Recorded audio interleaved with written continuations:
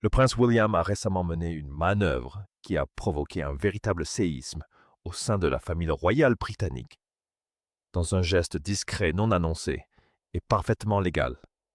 Il a pris le contrôle absolu d'un immense domaine privé que la reine Camilla considérait comme son domaine personnel depuis près de 20 ans. Pendant des années, elle y avait employé ses proches, notamment en assurant un poste lucratif à sa sœur. Dès que les formalités juridiques ont été validées, confirmant la nouvelle autorité de William, il les a tous licenciés. Il n'y a eu ni avertissement préalable, ni communiqué de presse, ni possibilité de négociation. Tout s'est déroulé par le biais d'un document financier de routine, un rapport annuel, où un nom a tout simplement disparu. Le message a retenti comme un coup de tonnerre résonnant dans tous les couloirs des palais du Royaume-Uni. À présent, les agissements du prince William auraient fait plonger Camilla dans une profonde angoisse. Selon certaines sources, elle serait véritablement terrifiée quant à son futur logement car elle ne possède pas la moindre parcelle des somptueuses demeures qu'elle occupe au quotidien. Celui qui en sera bientôt le propriétaire vient de prouver sans l'ombre d'un doute qu'il n'est pas du genre sentimental. L'origine de ce bouleversement majeur du pouvoir remonte au 8 septembre 2022, au moment où la reine Élisabeth II rendit son dernier souffle au château de Balmoral. Une réaction en chaîne se déclencha au sein de la famille royale, dont les répercussions se font encore sentir aujourd'hui. Charles devint immédiatement roi, une éventualité que le monde entier anticipait depuis longtemps. Cependant, dans le même temps, un autre événement se produisit. Un événement passé presque inaperçu, mais aux conséquences structurelles considérables. William, alors âgé de 40 ans, devint instantanément duc de Cornouailles. Cette transition était automatique de par la loi.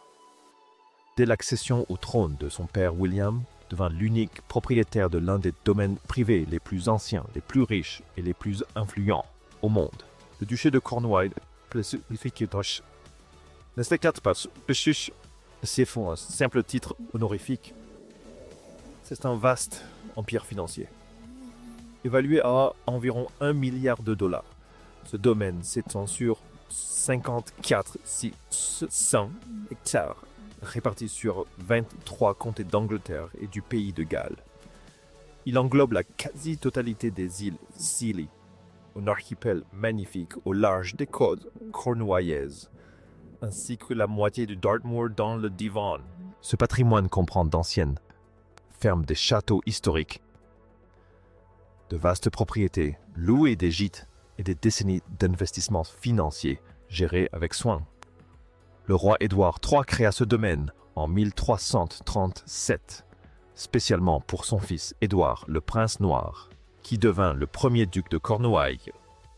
La règle fondatrice était simple et demeure inchangée près de 700 ans plus tard. Le domaine appartient exclusivement au fils aîné du monarque et héritier du trône. Aujourd'hui, cet héritier est nommé William. En 2025, William percevait environ 30 millions de dollars de revenus personnels annuels provenant de ce seul domaine. Il paie volontairement ses impôts sur ses revenus, la loi ne l'y obligeant pas formellement. Un tel niveau d'indépendance financière est presque inimaginable. Mais cette histoire recèle un contexte historique bien plus sombre, souvent ignoré. Le duché de Cornouailles est le même domaine qui a financé la maison de Charles pendant des décennies. Lorsque Charles était duc de Cornouailles, ce domaine lui assurait ses revenus, finançait son train de vie fastueux, entretenait ses propriétés et finançait ses projets privés. Durant ces mêmes années, Charles entretenait une liaison avec Camille, liaison qui a progressivement détruit son mariage avec la princesse Diana. Cette liaison que Diana a si bien décrite, lui donnant l'impression d'être 3 personnes dans son mariage. Ce que le public ignorait, c'est le traumatisme psychologique dévastateur qu'elle endurait en privé. Savoir que son mari choisissait sans cesse une autre femme a complètement anéanti l'estime de soi de Diana. Selon des sources proches du palais, il lui arrivait de prendre à part des membres du personnel, la peur se lisant dans ses yeux et de leur demander à voix basse. « Suis-je assez belle ?» Lorsqu'il l'assurait, elle secouait la tête et murmurait « Ne mentez pas à la princesse », retenant ses larmes comme une petite fille perdue. Celle que le monde entier célébrait pour sa beauté ne la voyait plus en elle, car l'homme qu'elle avait épousé la rendait totalement invisible. Il y avait des nuits où le personnel du palais entendait des sanglots étouffés provenant de la chambre de Diana à 3 heures du matin.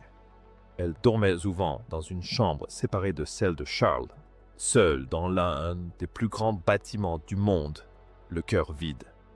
Elle était devenue si complexée et rongée par le sentiment de perdre son mari que ses proches la décrivaient comme une personne qui se consumait lentement de l'intérieur. C'est cette liaison que William et Harry ont vu consumer leur mère depuis leur plus jeune âge. Aujourd'hui, le train de vie fastueux que ce domaine même finançait appartient entièrement au fils de Diana. De plus, le roi Édouard VII avait conçu le duché de Cornouailles, précisément pour que l'héritier ne puisse jamais être financièrement contrôlé ni subir de pression de la part du monarque régnant. Le fait que William en soit propriétaire signifiait qu'il était totalement indépendant financièrement de son père et de tous les autres membres de l'institution. Cette règle séculaire avait des conséquences très modernes que la famille de Camilla allait bientôt ressentir. Au cœur de ce domaine, percevant une importante rente royale depuis près de 20 ans, vivait une femme nommée Annabel Elliot, la sœur cadette de la reine Camilla. Annabel avait été embauchée en 2005 comme décoratrice d'intérieur en chef pour les propriétés du duché en Cornouailles, au pays de Galles et dans les îles Scilly. Ce poste très lucratif lui avait été attribué sans appel d'offres. Elle avait décroché le contrat simplement parce que sa sœur avait épousé le propriétaire du domaine. Tel était le fondement de cet arrangement qui a fonctionné à merveille pendant 20 ans. Tout s'est déroulé sans accroc jusqu'au jour où le prince William est devenu son supérieur. Ce qui s'est passé ensuite a provoqué un véritable séisme au sein de la famille de Camilla. Pour bien saisir la portée des actes de William, il faut comprendre qui est Camilla et comment elle a agi au sein de cette famille ces 20 dernières années. Les actions de William ne sont pas le fruit du hasard. Elles sont la réponse directe à une longue histoire de manipulation. Bien avant d'avoir le pouvoir d'agir, William observait, et ce qu'il a vu aurait brisé un homme moins fort. Tout a commencé par une promesse non tenue. Avant que Charles n'épouse Camilla en avril 2005, William et Harry ont abordé leur père en privé, avec une requête précise. Harry a relaté cette conversation dans ses mémoires « Spare ». Il écrit qu'ils ont dit à leur père « Nous te soutenons, nous approuvons Camilla, nous l'accueillerons dans la famille, s'il te plaît ne l'épouse pas, restez ensemble ». Les garçons savaient qu'un mariage ramènerait le nom de leur mère dans tous les tabloïds du monde. Cela obligerait tout le pays à comparer l'héritage tragique de Diana à celui de la femme qui avait été la maîtresse de son mari. Aucun des deux fils ne souhaitait subir ce spectacle public. Charles écouta ses deux fils et pourtant il l'épousa. Pour gérer l'inévitable réaction du public, Buckingham Palace fit une annonce publique très claire et sans équivoque. Lorsque Charles monterait sur le trône, Camilla ne serait connue que comme sa princesse consort. Elle ne porterait jamais le titre de reine. Tel fut l'accord présenté à la nation. William l'accepta. Il assista au mariage, serra des mains, sourit au photographe et porta en secret le lourd fardeau de cette trahison. En février 2020, un événement survint dont beaucoup ne saisirent pas pleinement la portée à l'époque. La reine Élisabeth II publia un message marquant ses 70 ans de règne. Derrière ce moment de recueillement se cachait une décision qui allait bouleverser le destin de la monarchie. Elle exprima son souhait sincère que Camilla soit connue comme reine consort lorsque Charles deviendrait roi. De prime abord, on crut à un acte d'acceptation ou de pardon définitif. Pourtant, des sources bien informées dressèrent un tout autre tableau. Il ne s'agissait ni d'amour ni d'approbation, mais de peur, À ce moment-là, la reine était mourante, sa santé déclinant rapidement. Elle savait ce qui l'attendait. La couronne allait bientôt revenir à Charles, entraînant avec elle une tempête qu'elle ne serait pas en mesure de maîtriser. Un proche l'a exprimé sans ce détour. Elle ne bénissait pas Camilla, elle contenait quelque chose. En privé, la reine avait employé des mots jamais rendus publics, qualifiant, semble-t-il, Camilla de dangereuse. Elle l'avait observée pendant des années et avait constaté jusqu'où pouvait aller l'ambition de Camilla. Durant ces derniers mois, la reine prit une décision qui ressemblait moins à une approbation qu'à une capitulation. Elle céda à Camilla non par conviction, mais par crainte du chaos qui s'ensuivrait si elle refusait. C'était l'acte d'une monarque tentant d'éteindre un feu qu'elle ne pourrait plus combattre. En mai 2023, lors du couronnement, un autre changement discret s'opéra. Le terme « consort » commença à disparaître des communications officielles jusqu'à disparaître complètement. Camilla n'était plus reine consort. Elle était simplement reine. Le titre même qu'elle avait toujours convoité, celui que les deux princes s'étaient vu promettre de ne jamais recevoir. Une source a par la suite exprimé ce que beaucoup soupçonnaient depuis le début. Elle n'allait jamais se contenter de moins. William a vu chaque version de la promesse initiale être réécrite et il est resté silencieux. Mais des sources ont décrit son ressentiment comme profond et soigneusement dissimulé. Comme l'a noté une source, William est plus diplomate que Harry, il a donc essayé de masquer son ressentiment. La façon dont Camilla a trahi sa mère n'a pas été oubliée. Il y avait bien plus à redire que la simple acquisition d'un titre. Camilla n'a pas attendu passivement que sa position se renforce. Elle a activement orchestrée. Lorsqu'elle souhaitait que Charles ait une opinion négative de William ou de Harry, elle s'adressait à lui en privé et lui soufflait sa version des faits à l'oreille. Elle a ainsi lentement et discrètement façonné l'opinion que Charles se faisait de ses propres fils. Le biographe royal Christopher Anderson a confirmé que Camilla était connue pour cette tactique précise, distiller à Charles des jugements négatifs sur les défauts de William et de Harry, en l'absence de toute autre personne pour les défendre. Ce n'était que la moitié de sa stratégie. L'autre moitié résidait dans sa maîtrise de la presse. Camilla a tissé des liens étroits avec des journalistes britanniques influents, et son équipe a exploité ces relations à des fins stratégiques. Lorsqu'elle avait besoin d'une couverture médiatique positive, des articles élogieux paraissaient dégagoantes. Lorsqu'elle souhaitait discréditer une rivale, des fuites compromettantes étaient orchestrées. Son équipe a été largement accusée d'avoir orchestré la fausse rumeur selon laquelle Meghan aurait fait pleurer Kate avant le mariage royal de 2018. Cette histoire a fait la une de la presse britannique et a causé d'immenses dégâts internes. Tout le monde au palais savait qu'il s'agissait d'une invention. Pourtant, l'équipe de Charles a refusé de rétablir la vérité. Lorsque William et Harry ont confronté leur père au sujet des agissements de son équipe de communication, Charles leur aurait crié dessus, traitant William de paranoïaque. Camilla avait mis en place un système où chaque porte qu'il tentait d'ouvrir les ramenait à son influence. William n'était pas paranoïaque. Il était extrêmement observateur. Il mémorisait chaque affront, chaque manipulation, chaque promesse non tenue, attendant le jour où il aurait le pouvoir de riposter. L'arrangement lucratif avec Annabel Elliot reposait précisément sur ce schéma de manipulation.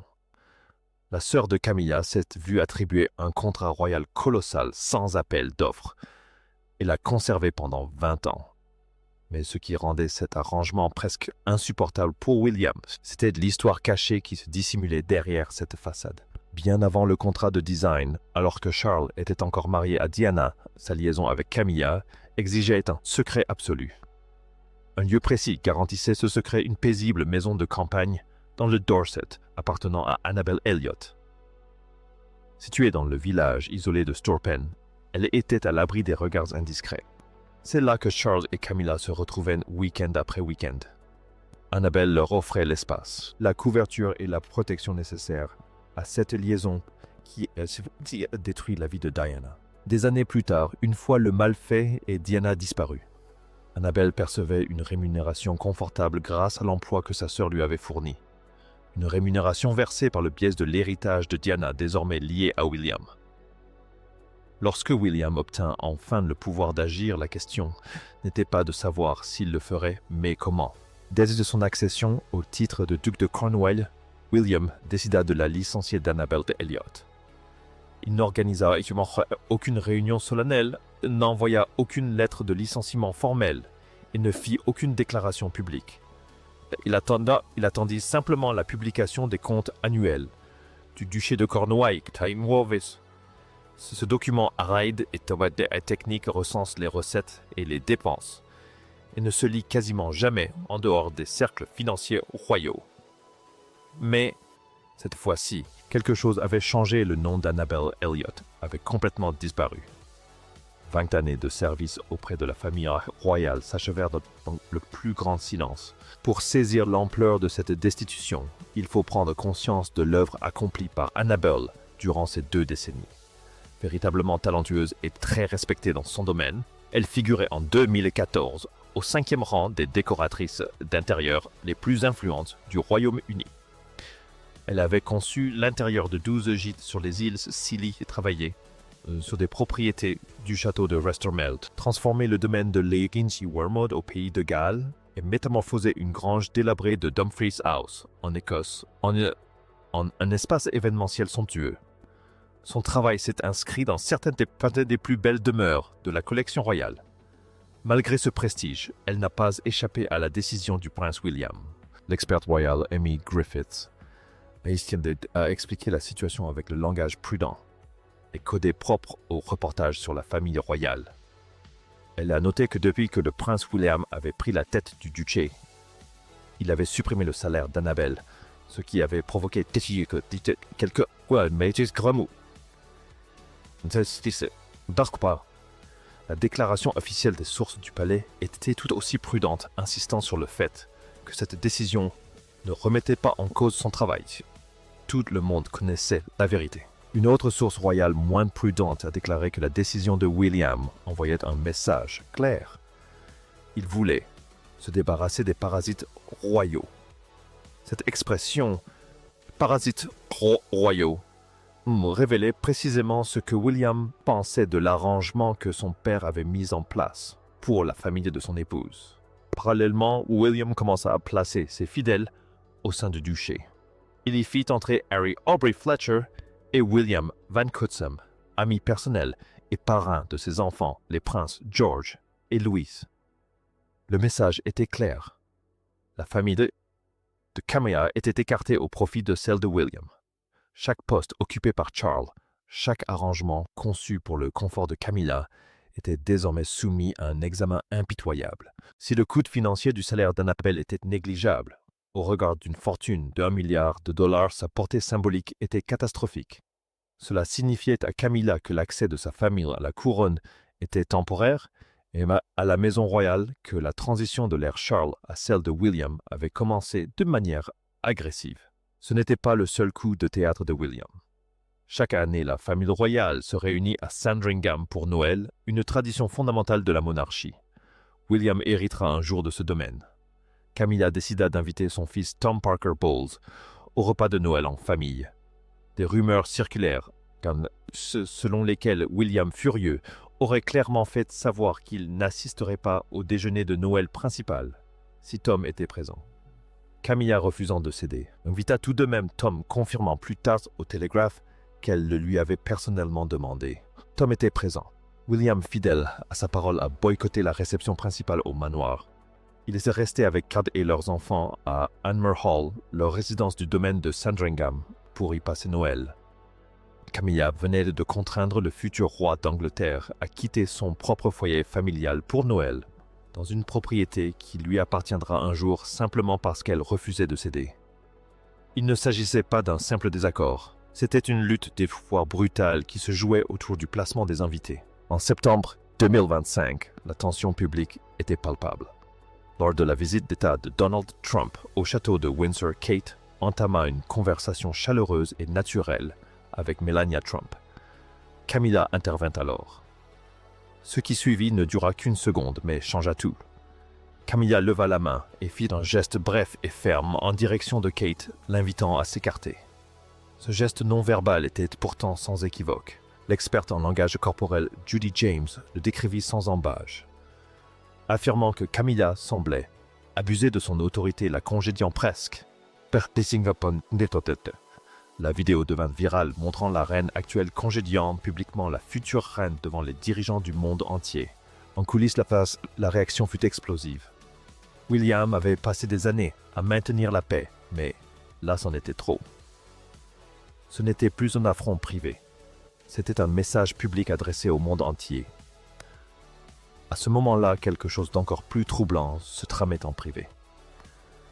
Le roi Charles, toujours aux prises avec un cancer, avait entamé des conversations urgentes et discrètes avec son fils au sujet de l'avenir. Son message à William était désespéré.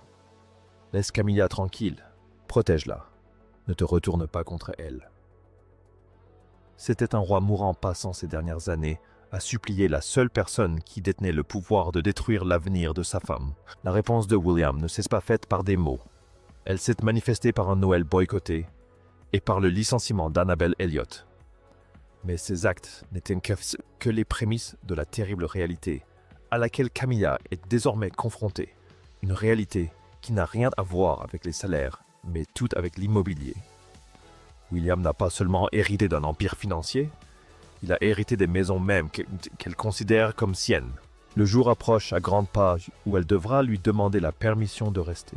Actuellement, la vie de la reine Camilla semble parfaitement stable. Elle se déplace avec aisance entre Buckingham Palace, Clarence House, Sandringham et Balmoral.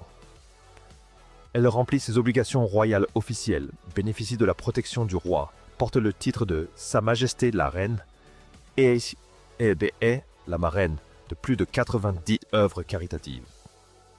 De l'extérieur, sa position paraît inébranlable. Mais chacun de ses privilèges est lié à un seul homme, et cet homme est atteint d'un cancer. Ce que la plupart des gens ignorent, c'est la distinction cruciale concernant les propriétés royales.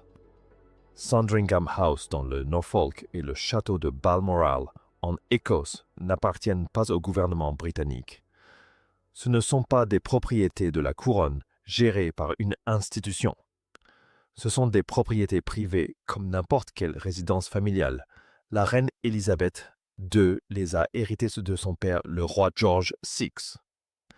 À sa mort en 2022, elles ont été transmises directement à leur prince Charles. Au décès de ce dernier, elles reviendront automatiquement au prince William.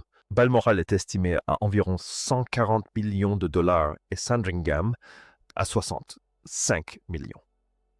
Cela représente plus de 200 millions de dollars de propriétés privées que Camilla fréquente où elle dort et qu'elle considère comme son domicile.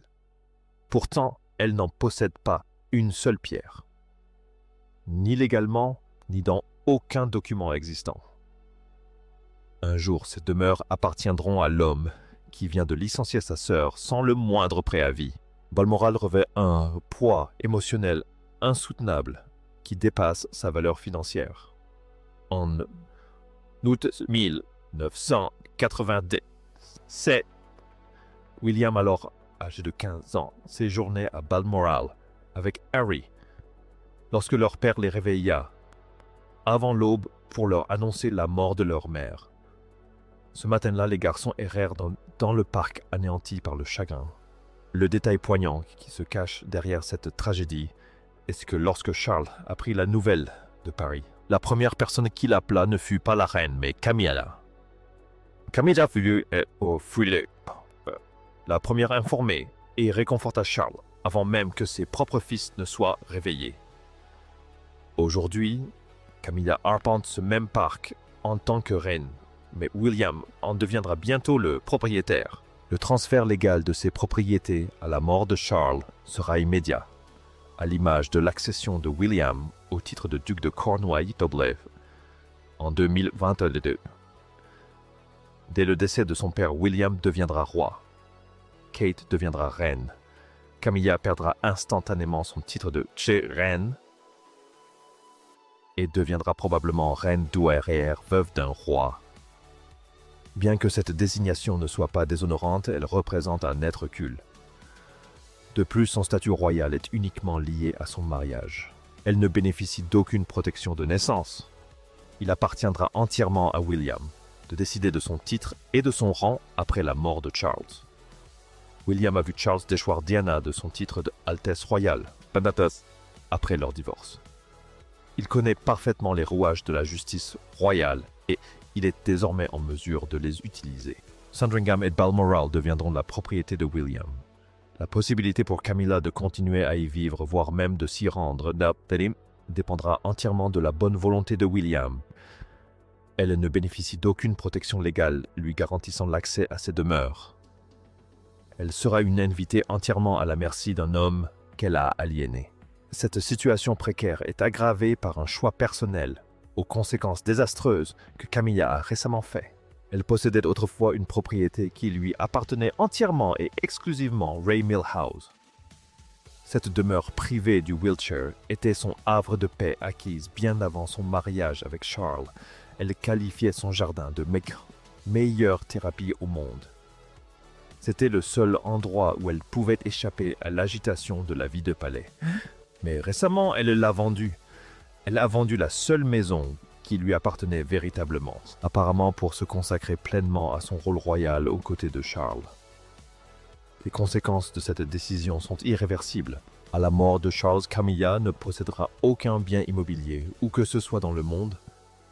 Elle vivra là où William le décidera. Celle qui, pendant 20 ans, a orchestré son ascension au sommet du pouvoir britannique.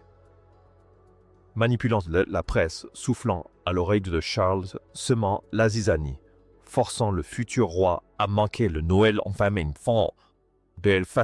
et discréditant publiquement la future reine, sera désormais entièrement à la merci de l'homme dont elle a contribué à la chute de la mer. Elle a tendu son propre piège et s'y est jetée en toute connaissance de cause.